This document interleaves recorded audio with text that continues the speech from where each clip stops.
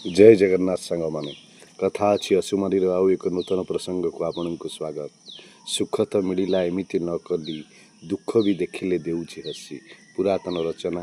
प्रकृति रे मनीष सुख मिलू कि दुख मिलू सबुबले समान ज्ञान करवा समस्ते आलोचन रे कहती, किंतु एटा वास्तव रे निज जीवन रे बहुत कष्ट। जहा दुख ता दुख, जहा सुख तार दुख।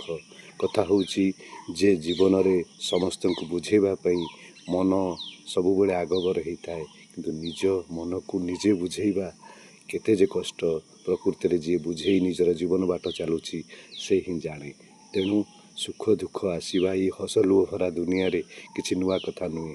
तथापि आमे आमर जीवन बाट चलने को पड़ो, कारण जदि आमे एबेठू से कथा चिंता करिबा ताले आगंतुक भविष्यत को आमे निजर किपरि सुधारिबा।